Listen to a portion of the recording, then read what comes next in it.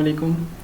Welcome back dear fellows. जो है वो इस्लामिक स्टडी उर्दू और इंग्लिश के पे जो है कंप्रीहेंशन और फन सेंटेंस कंप्लीशन, इसके अलावा करेक्ट द सेंटेंस, ये पार्ट्स कर लिए थे। अभी आज हम मज़ीद जो इंग्लिश का जिसमें प्रोपोजिशंस हैं, जिसमें एनोलॉजी है और इसके अलावा इसमें है जी, इसके अलावा इसमें एनोलॉजी के अलावा जी बाकी जो पार्ट्स हैं वो हम सॉल्व करेंगे। तो अभी हम 72 पे चलते हैं जी। 72 क्वेश्चन है, ambition does not always conduce. Conduce के साथ प्रोपोजिशन आएगी डियर फेलोज टू, तो ये आपने याद रखना है। इसके साथ प्रोपोजिशन कंड्यूस के साथ आती है टू। The holidays will begin on, बहुत से लोग बिगन विद लगाते हैं तो बिगन ऑन होता है। सेंड दिस लेटर, ये बहुत ही इम्पोर्टेंट और मोस्ट रिपीटेड इवन के CSS 22 में भी आई हुई थी। तो send this letter to my address, तो he accepted the car in lieu of his claim for RS 45500। तो इसका ऑफ और फॉर प्रपोजिशन करेक्ट है। आगे जी नॉलेजी पोर्शन है कि दो वर्ड दिए गए हैं, उनका आपस में आपने देखना है कि उनका आपस में क्या लिंक है। तो उसके बाद हम बाकी वर्ड के साथ भी उनका देखेंगे। ये सबसे पहले जी कन्विक्शन है। कन्विक्शन का मतलब होता है जी कॉर्सिलेशन भी कैद ही असल में होता है। तो ये दोनों वर्ड यानी सिनोनिम है। तो रिडक्शन और डिमिन्यूशन दोनों वर्ड ये भी सेम है, तो ये इसका आंसर ए ही ठीक है। कन्विक्शन और इनकॉर्सिलेशन असल में सिनोनिम है एक दूसरे के, तो रिडक्शन और डिमिन्यूशन ये भी दोनों एक दूसरे के। पाम खजूर के दरख्त को कहते हैं, तो फ्रंट उसके लीव को कहते हैं। कोयल असल में पोरिक्यूपाइन का जी ये भी पता होता है। तो ये दोनों भी यानी जैसे फ्रंट का पाम के साथ रिलेशन है, यानी ये इसका लीव होता है, तो इसी तरह कोयल पोरिक्यूपाइन का लीव होता है। तो ये इसका आंसर ठीक है।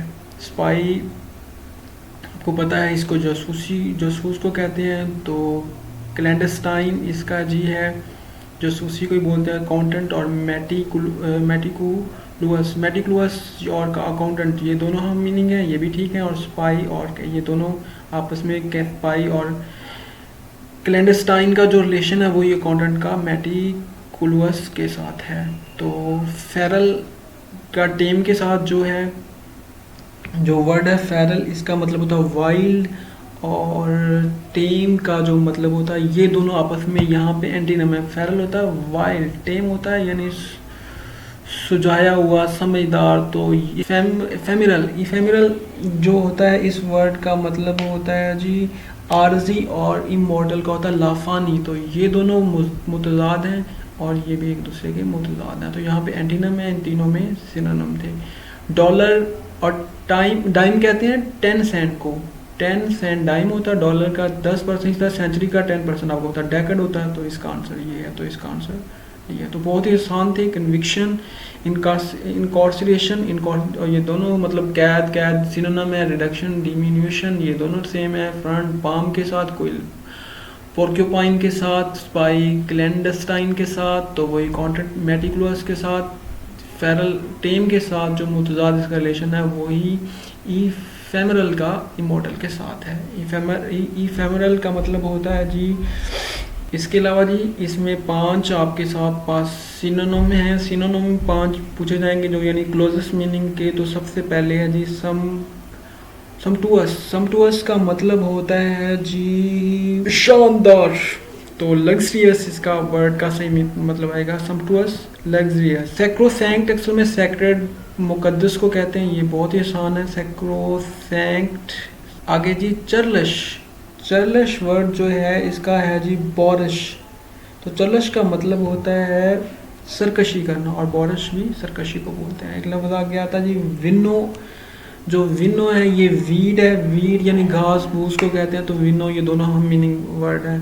आ गया मॉडर्न जो है जी इसका मतलब होता है कॉस्टिक असल में कहते हैं। कॉस्टिक असल में होता है टिश्यू का बर्न करना। तो ये दोनों केमिकल वर्ड हैं। मॉडर्न भी इसका मतलब ये होता है और कॉस्टिक का मतलब भी ये होता है। ये दोनों हम मीनिंग है। तो इसका आंसर डी होगा। आगे पोर्शन में जी 5 एंटीनम है, वो हम देखते हैं। एंटीनम में सबसे पहले है सर्टोरियल। आगे जी 86 पे स्टार्ट करते हैं। 86 में सर्टोरियल है। सर्टोरियल वर्ड का मतलब होता है अनसोफिस्टिकेटेड होता है जी, आपने ये याद कर लेना है। इसका आएगा होम्सन, यानी सोफिस्टिकेटेड होम्सन इसका मतलब होता है। सैपियंट वर्ड है जी, सैपियंट का मतलब होता है वाइज, और इसका एंटीनम होगा सिंपल, यानी बहुत ही सादा। तो मैचुटिनल जो है इसका मतलब होता है जी ज़्यादा होना, और जो है क्रैप्सकुलर का मतलब होता है कम होना।